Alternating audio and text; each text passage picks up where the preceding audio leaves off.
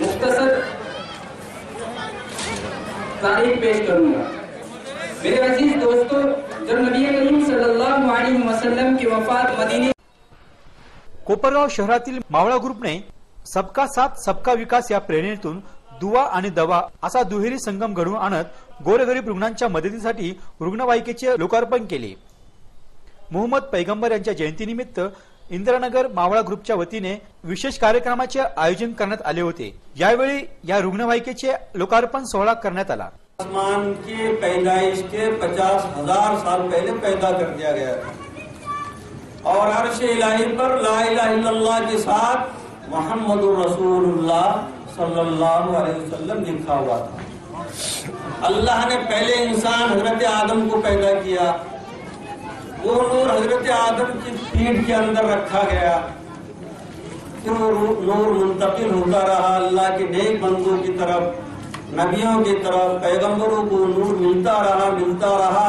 हजरत इस्माइल को मिला, मक्का में वो आबाद हुए, फिर हजरत इस्माइल से हजरत अब्दुल मुत्तलिब तक पहुंचा जो हमारे नबी के दादा थे। उनकी पेशानी पर ये नूर चमकता था और लोग उसकी बरकत से अल्लाह से बारिश के लिए उनको दुआ की दरखास्त करते थे कि तुम अल्लाह से दुआ दो। हजरत अब्दुल मुत्तलिब से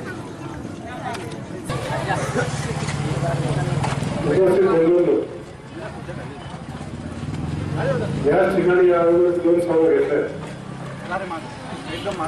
असं धार्मिक कार्यक्रमामध्ये बोलण्याची वेळ पात्रता असं वाटतं। आज आपण मोहम्मद पैगंबरांच्या जयंतीनिमित्त आपल्या ठिकाणी जमलेला सर्व मुस्लिम बांधवांना या निमित्ताने शुभेच्छा देतो। एकच विनंती करतो, इथून पुढच्या काळामध्ये कोपरगाव शहरामध्ये आजपर्यंत आपण आपले हिंदू आणि मुस्लिम एकमेकांना सामंजस्य राखलं, अशाच पद्धतीनं मी जरी आपल्या बंधुभावामध्ये जर बिघडण्याचा जर प्रयत्न केला तर आपण सर्वांनी मिळून एकजुटीनं अशा चुकीच्या प्रवृत्तीला आपण विरोध करू। सर्वांना माझी एक विनंती आहे, या ठिकाणी आपल्या हिंदू संघटनेने याबद्दल आपल्या या संघटनेसाठी आभार मानतो, भावना मानतो। सर्वांना एक विनंती करतो,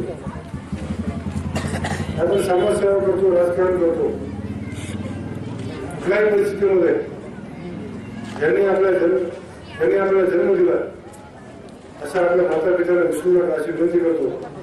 पुन्हा एकदा आपल्याला शुभेच्छा देतो। अल्लाह के नबी सल्लल्लाहु अलैहि वसल्लम का मैसेज ये है कि तमाम इंसान अमन और शांति से रहे और इत्तेफाक और इत्तेहाद से रहे, इसलिए कि रसूलुल्लाह की ज़िंदगी में एक ऐसा पैगाम है, अगर आपके तरीके पर ये दुनिया आ जाए तो दुनिया में अमन और शांति बहाल हो जाएगी, दुनिया से ये फसाद और बिगाड़ मिट जाएगी।